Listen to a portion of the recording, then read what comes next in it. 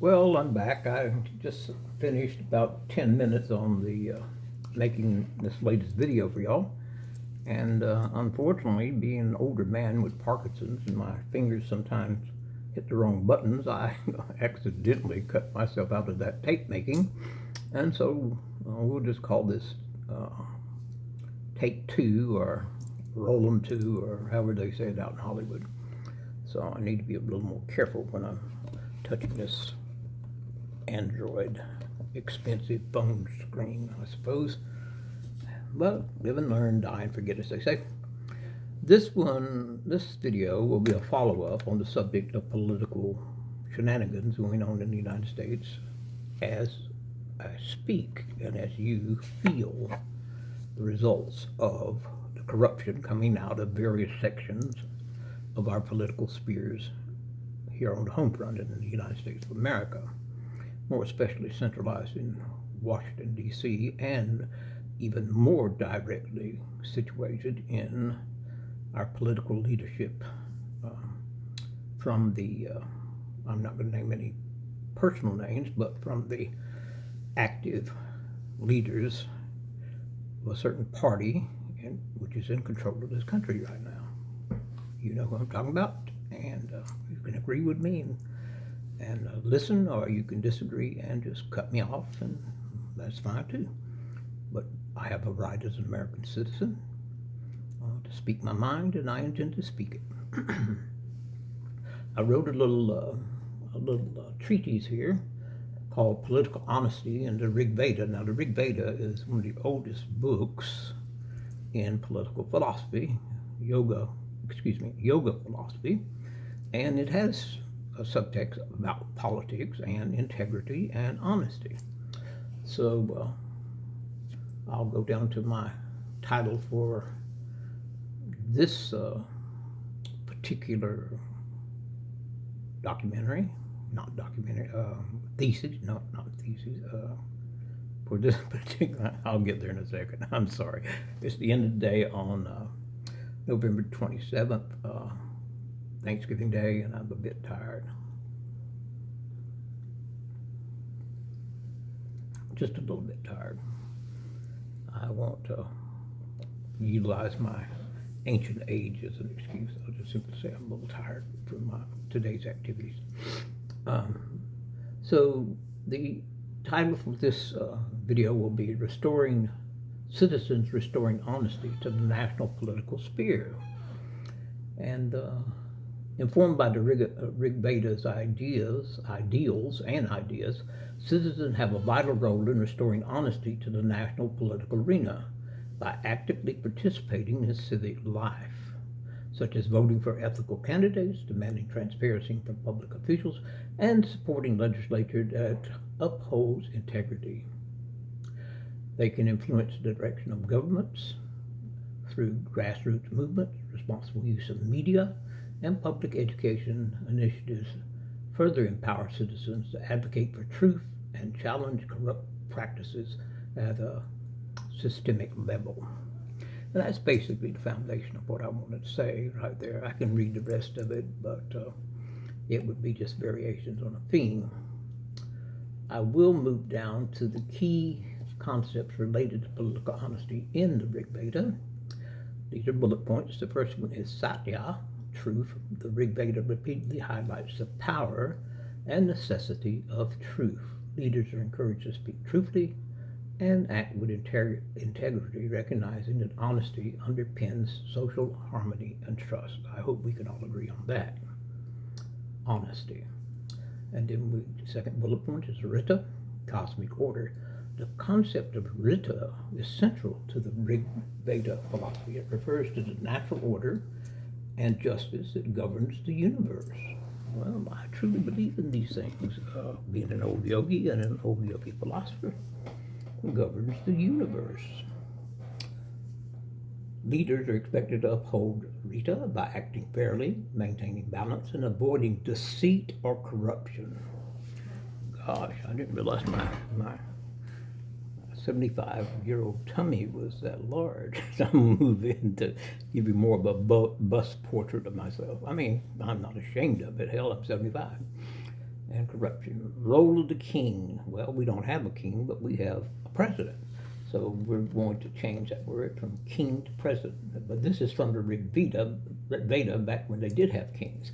While the Rig Veda does not describe a formal monarchy, it mentions the importance of rulers who are just, wise, and honest. This is what we're all calling for once again, and honest. The king is seen as a guardian of rita, responsible for protecting truth and promoting welfare. I should say the leader is, but this is the Veda. This is not my words. I'm quoting from the book. Commentary, condemnation of dishonesty are warned against, and falsehood and deceptions, suggesting that such actions disrupt social order and invite chaos. Well, occasionally we see chaos rear its ugly head in our wonderful country, and it's still a wonderful country. I've been here 75 years, and I've seen the good, the bad, and the ugly. And now I'm seeing the trifecta all at once, the good, the bad, and the ugly coexisting, it seems. The text advises leaders to avoid lies. Well, that's just the way it's supposed to be. Manipulation. Oh, Lord, do we have a master in there at the moment of different segments of what I'm speaking about. As dishonesty leads to the downfall of both individuals and society.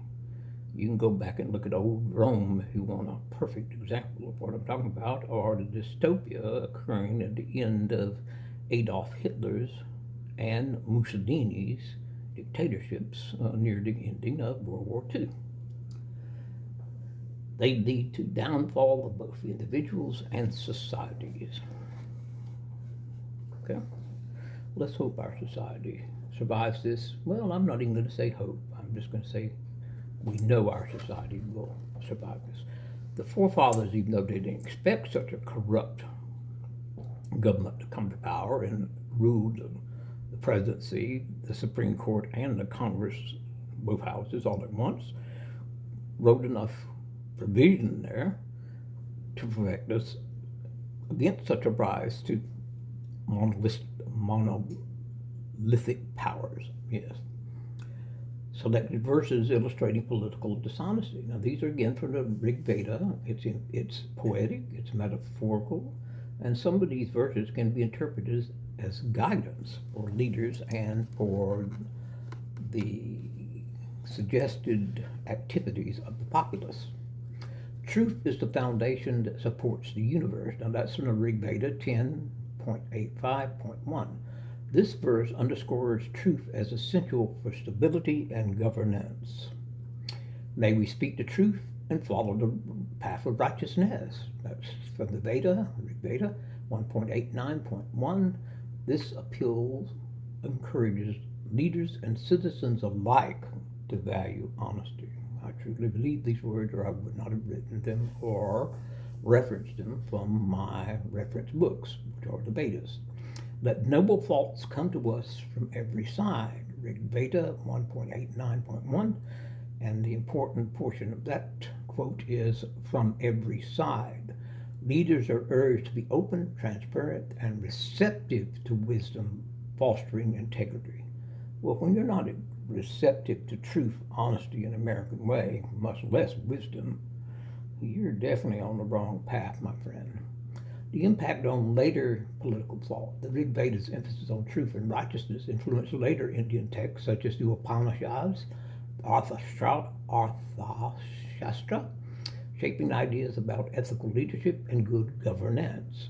Modern interpretations of the Rig Veda often highlight its relevance in advocating political honesty, transparency, and accountability. Well, just to make you feel a little better, I'm moving into the paragraph that is the conclusion of this text I wrote this afternoon.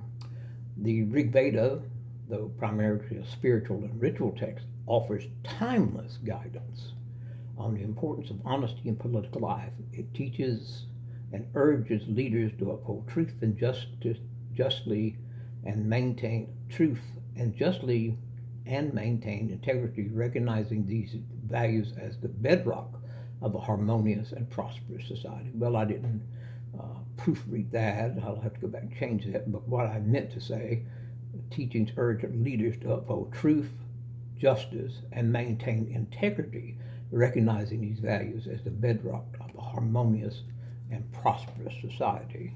Well, there it is. So we'll get that off the screen. So I won't be bothered by that. You won't be bothered by that. And now we'll direct me. We'll go back to me now, just ad-libbing. So everything I just spoke of, and I'll try to keep this under 15 minutes, everything I just spoke of is the foundational way I was brought up in the 50s. After school, maybe it was on weekends, I'm not quite sure, remembering properly, but that's okay. It was over 70, 60 and 70, at least 65 to 70 years ago. I was watching Superman with, on the old system, Superman from the 50s, and it opened with faster than a speeding bullet and, you know, more powerful than a locomotive, and here comes Superman, and it made that swishing sound, and then the phrase, truth, justice, and the American way. Well, that was drilled into my generation. I was born in 1950, so about 56 when I was watching this on TV. I'm either 5 or 6 years old, depending on a month.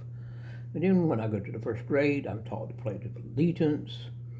I'm taught wonderful things that referenced truth, justice, and the American way. And that's how we were taught. And I think it gave us a very good foundation, very good foundation for the way we're supposed to act as American citizens and treat our fellow Americans. Or it did me, to the point of me parting with that for a while in my early 20s, but getting back on the right page once I grew up, so to speak. So here we are again, talking about the dysfunction and the dystopia that we're dealing with at this point in time. The last video I did was a video on karma and how in the course of the global situation being out of whack in karma, Vishnu, who is the god of preservation, sends his avatars and chosen individuals to help right the wrong and get everything back in balance. Well, this is a follow-up video on that particular subject, and there may well be others to follow this. But here we are again on Thanksgiving Day. I don't really practice Thanksgiving, being a vegetarian, and turkeys and all that. I won't get into the mentioning of how the Europeans came over here and took the native lands away from the natives.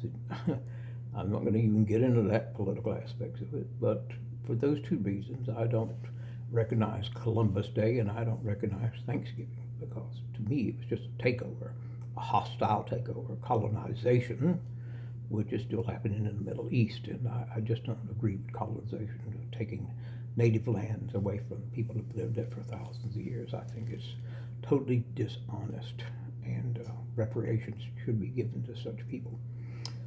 Not to mention a lot of the Native Americans are now living in reservations with ancient trailers and hardly any clean water or paved roads, and then Americans make fun of them when they see them as a bunch of old alcoholics and worthless creatures. They're not worthless creatures. They had a noble history until we showed up. But I won't get into that. Maybe that'll be a video for a new video to come up. But I'm trying not to steep myself in politics. I just think it's important now to let you know hope is on the way through karma and avatars of Vishnu. So I'm going to wrap it up now. As always, be good to yourself. Be good to others. Keep the faith. Be good to strangers. And don't fight with your neighbors. Don't get into politics with your neighbors. Don't do any of that. This is a private message to the general public of the United States of America. You can start disliking me for it, or you can start liking me more for it. So it is. And good night to you. Thank you for being patient and listening all the way through, and I will talk to you later.